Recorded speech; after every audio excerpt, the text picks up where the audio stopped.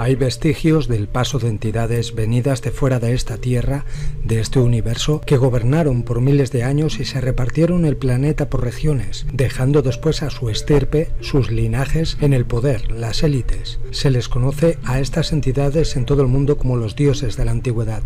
En Grecia tenemos a los dioses del Olimpo, en Israel los Elohim, en Sumeria los Anunnaki, en la India incluso se describen minuciosamente las naves que utilizaban para desplazarse por todo el planeta, los vimanas, cómo se construían, el combustible que se utilizaba para hacerlas funcionar, así como los diferentes tipos de entidades que existían en aquella época, las armas que utilizaban, las batallas de poder que tenían entre ellos.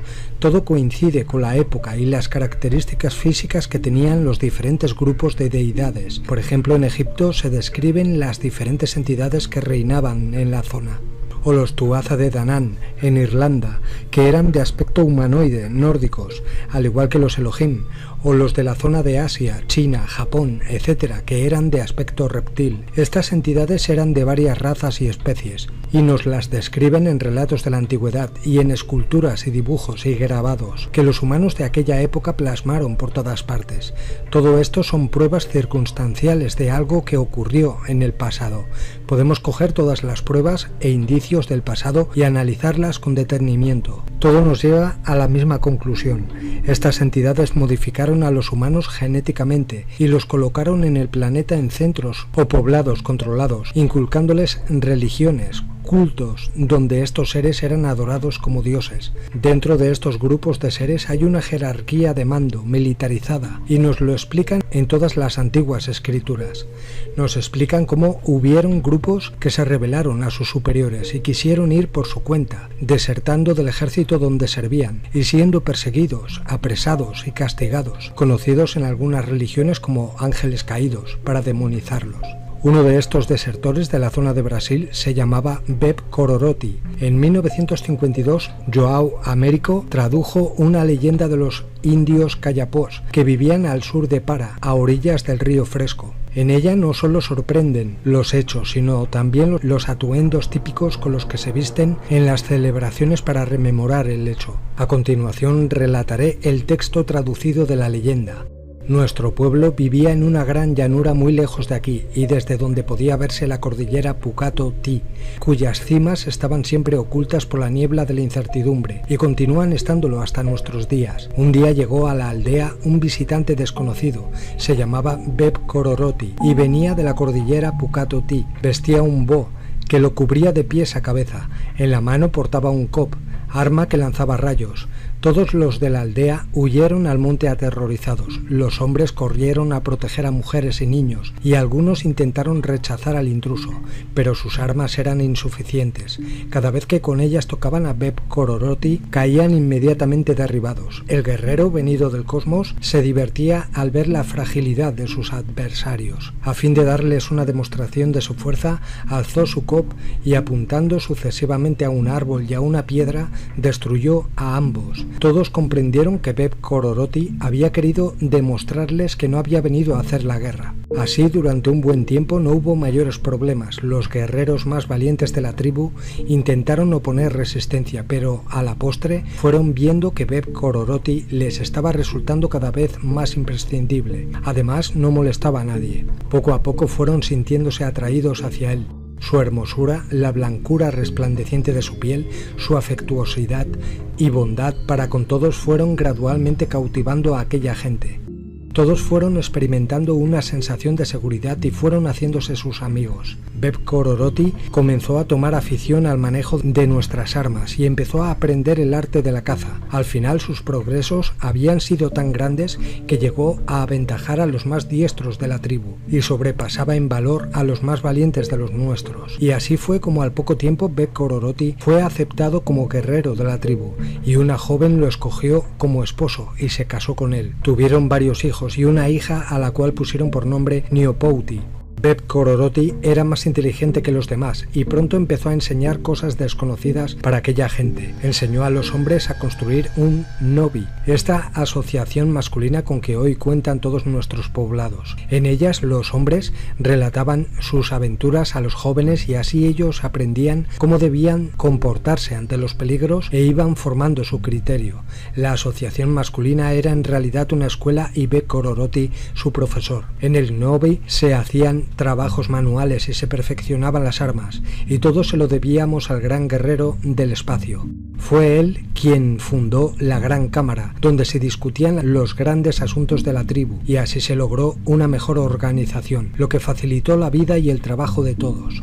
A menudo los jóvenes se resistían a ir al Novi, entonces Beb Kororoti se ponía su bo y salía a buscarlos, obligándolos a cumplir con su deber. Cuando la caza se hacía difícil, Beb Kororoti traía su cop y mataba a los animales sin herirlos. Siempre el cazador tenía derecho a reservarse para sí la mejor presa, pero Beb Kororoti, que no se alimentaba con la comida del poblado, solo tomaba lo imprescindible para la alimentación de su familia. Sus amigos no compartían su opinión, pero él no alteraba su forma de proceder. Pero a medida que transcurrían los años, Beb Kororoti comenzó a comportarse de un modo diferente.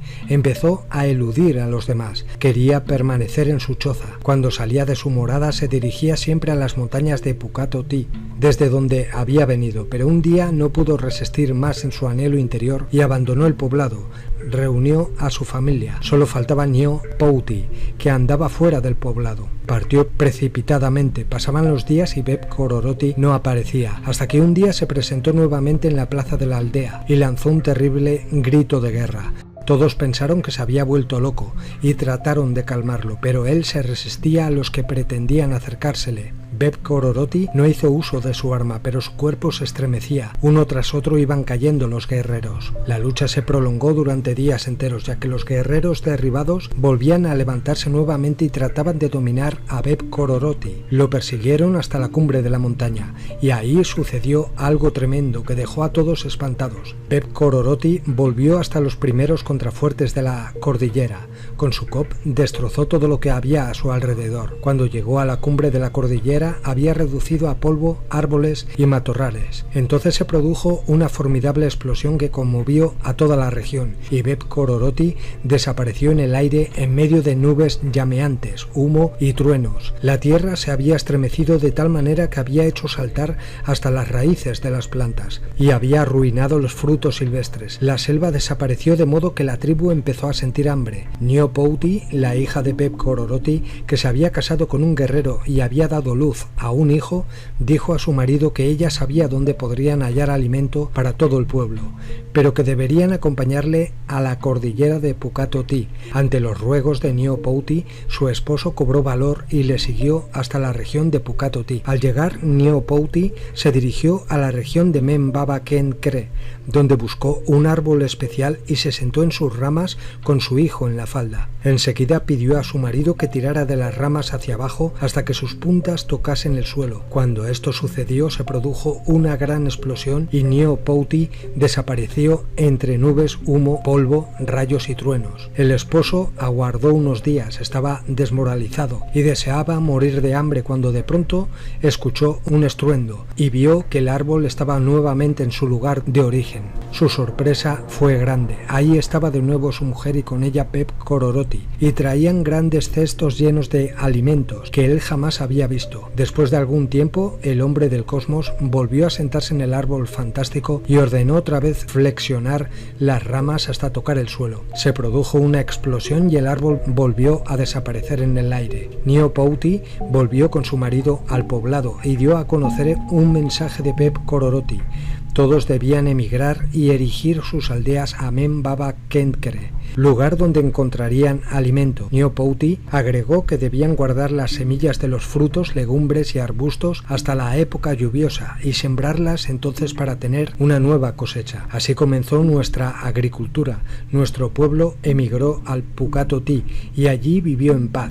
Las chozas de nuestras aldeas se hicieron cada vez más numerosas y desde las montañas se les veía tocar el horizonte.